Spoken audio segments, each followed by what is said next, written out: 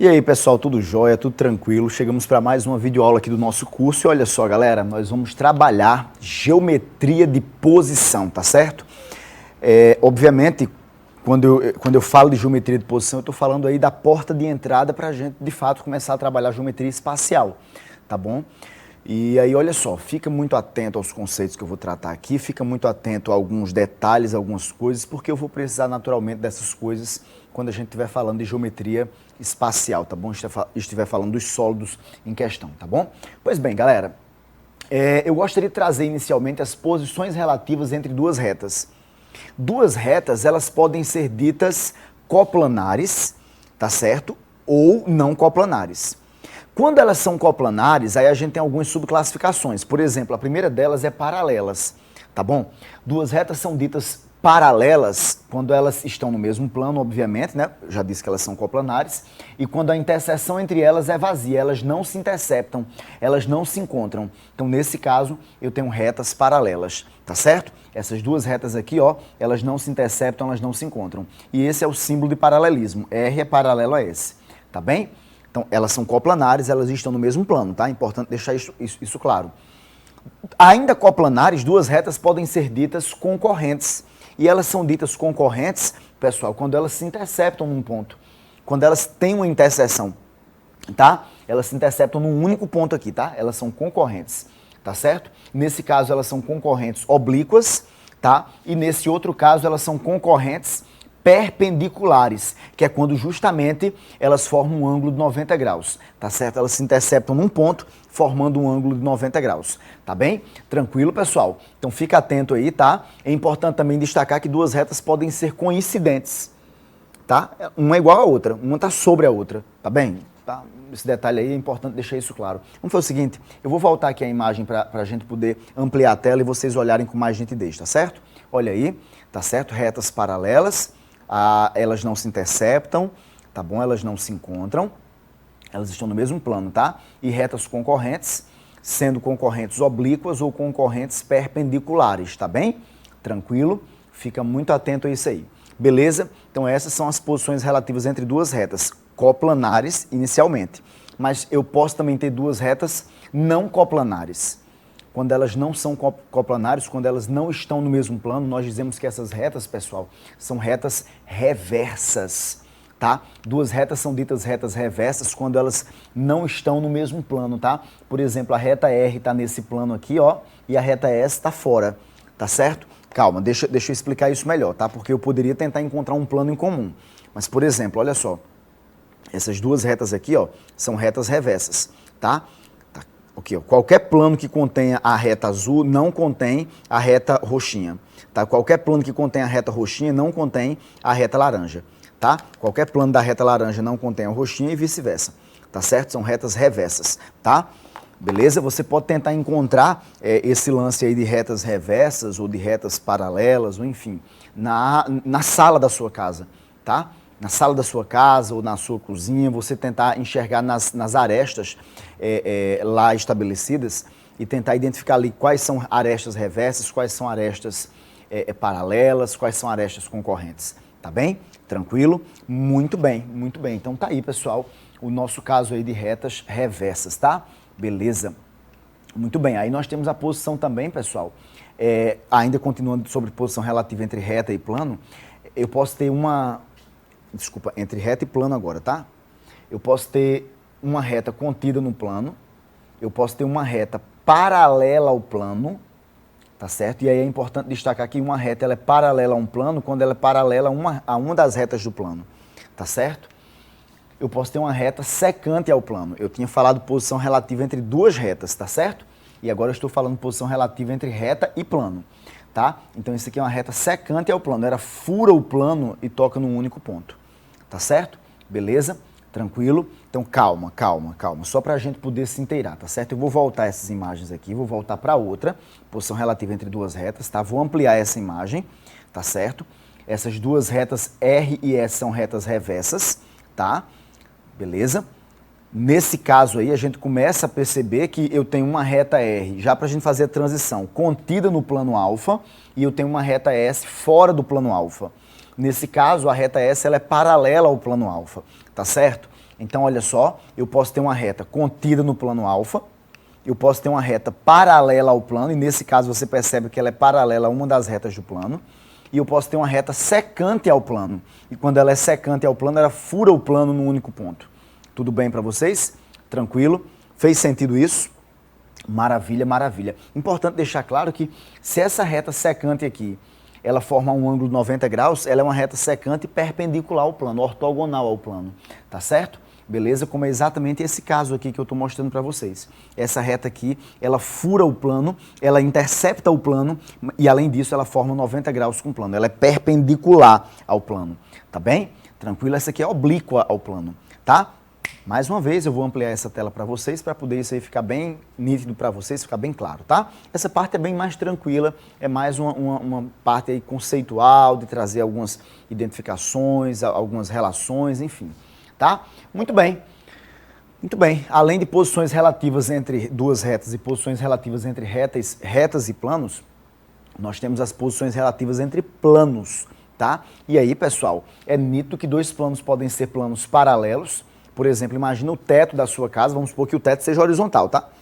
Beleza? E o chão da sua casa, são planos paralelos, tá? Estou supondo lá o forro de gesso, porque, por exemplo, se eu olhar para, às vezes, algum telhado da casa, o telhado pode estar inclinado assim e o chão está aqui, tá? Aí já não seria mais paralelo, tá bom? Então, dois planos podem ser ditos paralelos, eles não se interceptam, tá? A interseção entre eles é vazia. Dois planos podem ser ditos secantes, quando eles se cruzam, tá? Nesse caso aqui em particular, desse desenho que eu mostrei aqui para vocês, eles são secantes e ortogonais. Eles formam um ângulo de 90 graus, tá certo? Tranquilo? Essas são as posições relativas entre dois planos, tá? São as posições relativas entre dois planos. E aí, pessoal, uma coisa começa a ficar interessante, a gente de alguma maneira já trabalhou em outros momentos, é a projeção ortogonal sobre um plano, tá? Isso aqui é interessante, isso aqui é legal, tá? Por exemplo, se eu pegar um ponto aqui, se eu quiser a projeção ortogonal desse ponto sobre esse plano, eu vou derrubar esse ponto no plano aqui, ó. Eu vou derrubar esse ponto no plano. Tá? Vai ser uma queda, ó, eu vou até usar uma expressão informal, uma queda retinha, de maneira perpendicular ao plano. Tá certo? De maneira perpendicular ao plano. Então, pessoal, eu vou derrubar esse ponto aqui de maneira perpendicular. Esse ponto aqui de baixo é a projeção desse ponto sobre o plano. Tá certo? É a projeção dele sobre o plano. Tá claro isso para vocês? Tranquilo? Maravilha, maravilha. E claro, pessoal, eu poderia também projetar um segmento, tá? E aí a dica que eu te dou é bem simples. Sempre que você quiser projetar um segmento num plano de maneira ortogonal, tá? Você vai pegar esse ponto aqui, a primeira extremidade, e derrubar no plano. Vai pegar a segunda extremidade e derrubar no plano. Pronto, você projetou. Cuidado, porque não obrigatoriamente a sombra, olha só um termo informal que nos ajuda muito. A sombra do segmento sobre o plano, não necessariamente ela tem o mesmo tamanho do segmento. Essa projeção ortogonal do segmento sobre o plano não necessariamente tem o mesmo tamanho, tá certo? Tranquilo? Muito bem, muito bem. Vamos fazer o seguinte, eu trouxe aqui um exemplo no quadro só pra gente brincar, tá certo? Vem cá, olha só pra cá, galera. Eu trouxe um exemplo aqui no quadro só pra gente brincar, só pra gente se divertir de maneira muito legal. Tá aqui um segmento, tá certo? Eu vou supor, pessoal, que esse segmento aqui, ele mede 10 raiz de 2. 10 raiz de 2 centímetros, 10 raiz de 2 unidades de comprimento, como queira, tá? Pessoal, uma coisa é certa, tá? Uma coisa é certa. Eu já tenho uma extremidade no plano e a outra extremidade está fora do plano. O segmento está inclinado ao plano aqui, ó. Eu vou ter exatamente uma extremidade no plano e outra extremidade fora do plano. E o comprimento desse segmento é 10 raiz de 2. Suponha que o plano é a mesa, tá certo? Suponha que o plano aqui é a mesa, tá bom? Muito bem, muito bem. Tá, eu quero saber quanto vale o tamanho da sombra, o tamanho da projeção ortogonal desse segmento sobre o plano, tá? Olha só para cá, galera. Se eu quero a projeção ortogonal, esse ponto já está no plano, não tem o que fazer. Eu vou derrubar essa extremidade aqui agora, ó, de maneira perpendicular. Na hora que eu derrubo, formei 90 graus aqui, tá? Esse segmento que eu vou pintar agora, pessoal, esse segmento que eu vou escurecer aqui agora, tá? Olha só que bacana. Esse segmento vai ser a sombra, tá? Esse segmento vai ser a sombra, vai ser a projeção do segmento original roxinho sobre o plano. tá certo? Ah, eu vou supor também, só para a gente brincar aqui, eu vou supor também que esse ângulo aqui, que o segmento formava com o plano, era um ângulo de 45 graus, tá certo? Eu vou supor que esse ângulo é um ângulo de 45 graus. Aí aquela velha e boa história, pessoal. Tá? Toda vez que eu tenho um triângulo 45, 45, 90, os catetos são iguais e a hipotenusa mede cateto raiz de 2. Ora, se a hipotenusa mede cateto raiz de 2, quer dizer que o cateto é 10, né? Ó, né? 10 raiz de 2 aqui. Então esse cateto aqui, pessoal, vale 10. Naturalmente, essa altura aqui também é 10, né? Então o comprimento dessa sombra aqui é 10. Então eu fiz essa brincadeira só para a gente se situar, tá bem? Só para a gente brincar aí e trabalhar esses elementos de maneira bem tranquila, bem confortável, tá bom? Dá uma olhada aí com carinho nisso que eu estou mostrando para vocês, tá? Beleza? Show de bola? Maravilha, maravilha. Sigamos então, vem para cá. Muito bem. Então nós temos aqui a projeção ortogonal sobre um plano. E claro, pessoal, eu poderia ter uma situação um pouco mais robusta. Por exemplo, imagina que eu tenho um cilindro aqui. A sombra que esse cilindro faz no plano horizontal é um círculo. Se eu olhasse de cima, a minha vista superior vai dar um círculo, tá? A minha vista superior vai dar um círculo, beleza? Tranquilo? Tá, a sombra que esse cilindro faz aqui nessa parede, a sombra que o cilindro faz nessa parede, imagina que eu colocasse um canhão de luz aqui, ó, tá? Se eu colocasse um canhão de luz aqui, a sombra que ele faria sobre a parede, ela daria exatamente esse corte aqui, pessoal, que é um retângulo. É um retângulo. Olha que interessante. Depende muito da perspectiva, né? Depende muito da perspectiva que a gente tem aí, que a gente está olhando, tá certo? Então fica atento a esse detalhe aí, para não perder questão, tá, pessoal? Para não perder questão. Maravilhoso, maravilhoso, maravilhoso. Fez sentido, não fez? Tranquilo? Ok. Meus amigos, nós também podemos trabalhar ângulos no espaço. Ângulos no plano é tranquilo, né? A gente já trabalhou isso na geometria plana todinha. Agora, ângulos no espaço, como é que funciona? Por exemplo, a reta S aqui, ela é perpendicular ao plano, forma 90 graus com o plano. A reta R aqui, ela é inclinada em relação ao plano. Aí você pega essa reta R' aqui, ó, cruzando R, tá certo? Tá? Obviamente, esse ângulo aqui entre R e R', aqui onde R' está contido no plano, vai ser o ângulo entre a reta e o plano, tá? Obviamente também esse ângulo tem que ser o menor possível, tá certo? Que eu poderia tentar puxar essa abertura em outras perspectivas, em outros formatos. Mas tem que ser o menor ângulo possível. Tá bem? Tranquilo? Tá. Tá aqui dois planos, tá? O ângulo formado entre o plano alfa e o plano beta, tá certo? Basta você tomar o ângulo entre uma reta do plano alfa que seja perpendicular a essa interseção aqui. O ângulo entre R do plano alfa, perpendicular a essa interseção com beta, vai ser o ângulo entre alfa e beta, tá? O ângulo entre essa reta R e beta é o ângulo entre alfa e beta. Então, na verdade, o que eu estou te propondo é que você pegue um plano perpendicular a essa interseção e corte. Quando você faz esse fatiamento aqui, essa imagem que você vê aqui vai dar exatamente o ângulo entre os dois planos, tá? E o ângulo, naturalmente, entre dois planos, pessoal, é chamado de ângulo diédrico. Tá certo? É um diedro, tá? Muito bem, muito bem. Então tá aqui, pessoal. O diedro é o ângulo formado por dois planos. Esse aqui tem que ser o menor ângulo possível, tá, pessoal? Só para deixar claro, tá certo? O menor ângulo, porque eu poderia tomar numa outra inclinação. É por isso que eu disse que tem que ser perpendicular, tá certo? Eu tenho que fazer um corte perpendicular, tá certo? E o triedro é o ângulo formado por três planos. Claro, um poliedro nesse contexto aqui vai ser um ângulo formado por vários planos, tá? Que se interceptam num único vértice aqui, tá certo? Então, eu tenho esse plano, eu tenho esse plano, eu tenho um plano de trás. Então, essa região do espaço limitada por esses três planos é chamada de um triedro, tá? Olha só pra cá, galera, olha só pra cá, tá? Eu tenho esse plano aqui, ó, azul com laranja, esse plano aqui, ó, laranja com preto, e esse plano aqui, ó, azul com preto. Tá certo? Essa região do espaço limitada por esses três planos é exatamente o que nós chamamos de um triedro, tá certo? É um triedro, tá bom? Tranquilo? Muito bem, muito bem. Eu vou ampliar essa imagem para vocês, tá? Eu vou ampliar para que vocês possam olhar com carinho. Eu vou voltar nas anteriores, tá certo? Vou voltar nas anteriores, tá? Só para que vocês possam perceber isso que eu estou dizendo de maneira muito tranquila, de maneira muito bacana, muito legal, tá certo, galera? Beleza? Só adiantando aí, tá aí o diedro mais uma vez, tá? E tá aí, pessoal, o triedro, tá? Tá aí o triedro, agora que eu estou mostrando para vocês. Tá aí o triedro. Beleza? Tranquilo? Muito bem. Em particular, eu quero chamar a atenção de vocês para uma coisa interessante. Esse aqui é um triedro também, tá certo? Esse aqui é um triedro trirretângulo, tá? Imagina, obviamente, que essa figura é uma figura espacial, tá? Importante deixar isso claro. Tá? Esse ângulo aqui é um ângulo de 90 graus. Esse ângulo aqui, pessoal, é um ângulo de 90 graus.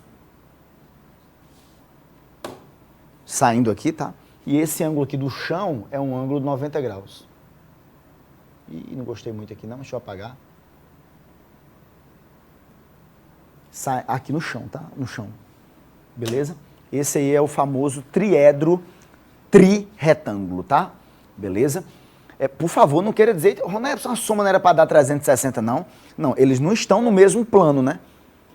Esse segmento aqui, ele está saindo do quadro, ele está assim. Tá? Porque eu distorci para poder você enxergar, para poder você ver. Tudo bem para vocês? Tranquilo? Maravilha, então. Maravilha mesmo, tá? Ok, vamos então para um primeiro problema, pessoal. Trouxe um problema para vocês bem interessante, tá? Bem bacana. No contorno de uma praça, há um poste vertical AB, tá? Com base em A e topo em B. Aí você começa a imaginar a situação, tá? Começa a pensar a situação, começa a imaginar para não se perder, tá bom? Claro que eu vou trazer já já para ti exatamente essa imagem. Tá, no topo B do poste será instalado um alto-falante. Para avaliar a potência necessária do alto-falante a ser instalado, o técnico do som marcou o diâmetro AD e um ponto C no contorno da praça, com C distinto de A e D. E calculou a distância BC e CD, obtendo 48 metros e 14 metros. Qual é o valor do comprimento CD? Desculpa, do comprimento BD. Tá? Muito bem, muito bem, muito bem, muito bem. Tá? Pensa um pouquinho nessa questão, pensa um pouquinho, acho que é importante vocês matutarem um pouquinho nela, para não se perder, tá certo? Pensa um pouquinho nela, tá, galera? O que é que vocês imaginam aí que vai me dar essa figura, que vai me dar essa imagem, que vai me dar essa situação? Tá? Pensa um pouquinho, né, amadurece um pouquinho a ideia, tá? É uma situação bem interessante, bem específica, tá certo? Pra gente pensar, pra gente ponderar, tá? Bom, para facilitar a vida de vocês, eu trouxe a imagem aqui, tá? Olha aí, a imagem está prontinha aqui. Vocês já pensaram? Não sei se vocês conseguiram pensar exatamente nessa situação, mas vamos pensar, vamos ponderar aqui comigo, tá? Vamos ponderar aqui comigo. Eu disse o seguinte, no contorno de uma praça circular há um poste vertical AB, então eu tenho esse poste aqui, tá? Com base em A e topo em B, então isso quer dizer que a base está aqui, tá certo? A base está aqui no ponto A e aqui é o ponto B. Tá certo? Topo em B. Ok. Aí, além disso, o que é que eu falei mais para vocês? Eu falei o seguinte, tá? Eu vou escrevendo, vou riscando aí, tá? No topo B será instalado um alto-falante. Para avaliar a potência necessária do alto-falante a ser instalado, o técnico de som marcou o diâmetro AB, o técnico do som, tá certo? Marcou o diâmetro AD. Então, tá aqui o diâmetro AD, ó. AD. Esse aqui vai ser o ponto D. Tá? AD. Tudo bem para vocês? Tranquilo? E um ponto C no contorno da praça. Opa, o ponto C, a praça é circular, o ponto C está aqui. No contorno da praça, está aqui o ponto C. Tudo bem? Tá, e calculou a distância de B até C. E de C até D, obtendo 48 e 14. De B até C é 48, tá certo? E de C até D vale 14. Aqui vale 48 e aqui vale 14, tá certo? Esse segmento vale 48 e esse segmento vale 14. E a pergunta é qual é o valor do comprimento BD? Qual é o valor desse comprimento BD? Uma pergunta bem interessante, né? Uma pergunta bem legal para a gente pensar aí um pouquinho, tá? Eu vou apagar esses pontos para a gente poder manipular aqui, para a gente poder brincar aqui, tá certo? Para a gente poder passear. Olha só que interessante, tá, pessoal? Olha só que interessante. Essa é a imagem que eu tenho. Lembre-se que esse segmento aqui é o poste, tá? Essa é a imagem que eu tenho, tá? Beleza? Muito bem. Bom, lembre-se que o meu objetivo é calcular o comprimento desse segmento. Que é tipo assim, uma pessoa que está desse lado da praça tem que escutar lá o alto-falante lá, tá certo? Tem que escutar lá o som que sai do alto-falante. Beleza, pessoal? Então tá aí bem interessante, tá? Olha uma visão superior, uma visão de cima, aí eu começo a inclinar um pouquinho, olha que legal, tá vendo? Ó? Aquele lance que a gente falou de perspectivas, tá? Aquele lance que a gente falou de perspectivas, tá bom? Bem interessante, tá? Beleza, ó uma visão de baixo, olha que legal. Bacana demais, show de bola, excelente, excelente mesmo. Tá bom, vamos fazer o seguinte, eu peguei essa imagem e já coloquei na nossa lousa aqui, tá? Eu peguei essa imagem e coloquei na nossa lousa.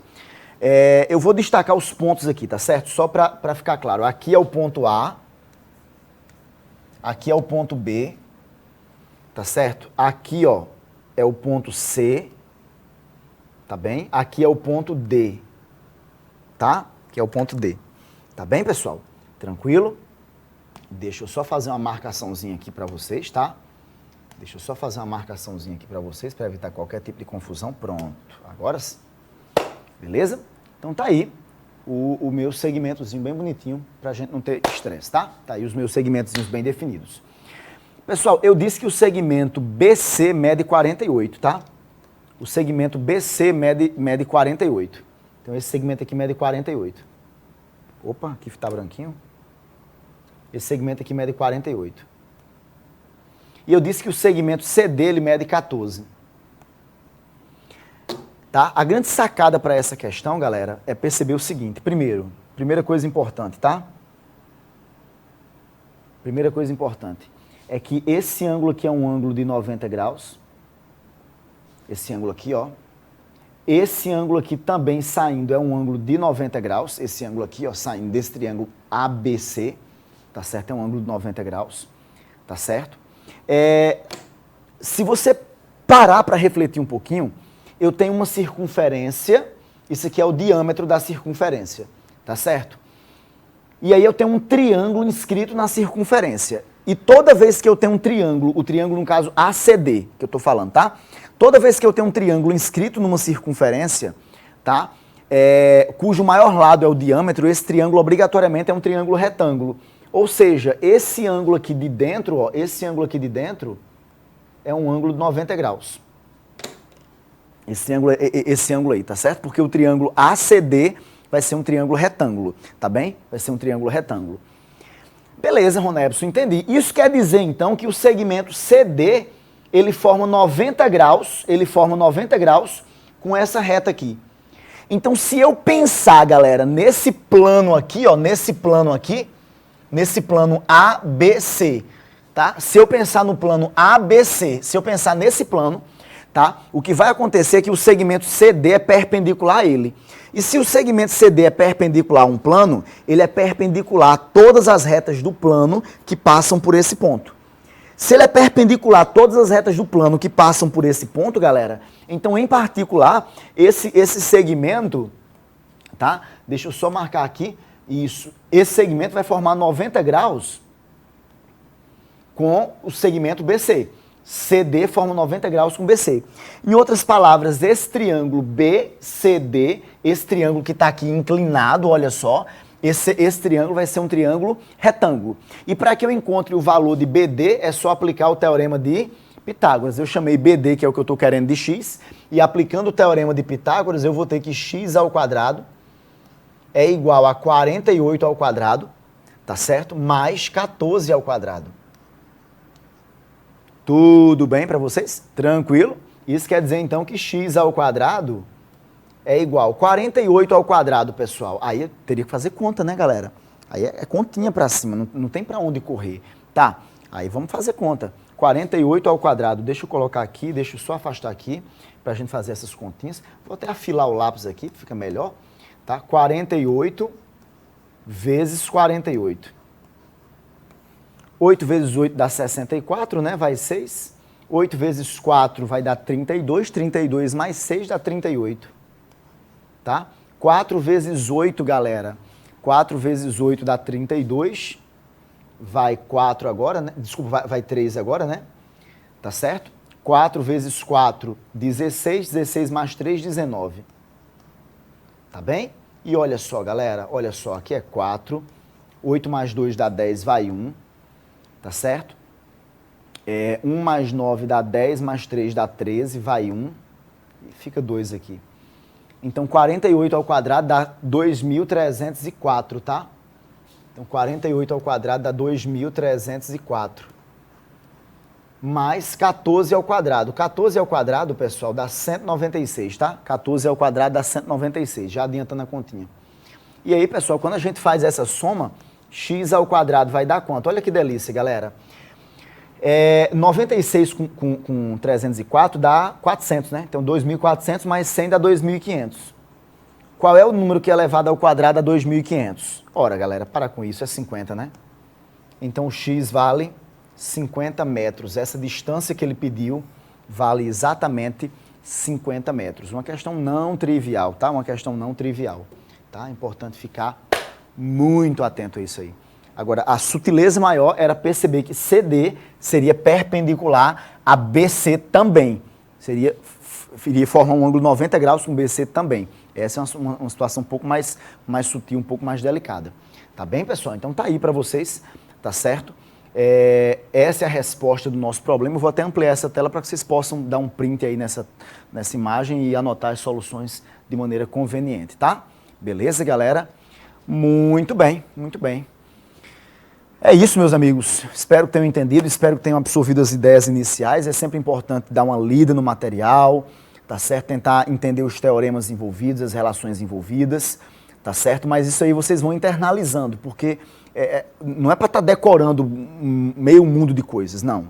A ideia é que vocês internalizem aos poucos, possam enxergar, possam ter a visão espacial do que está acontecendo, porque isso vai ajudando, tá bom? No mais, até a nossa próxima videoaula. Valeu!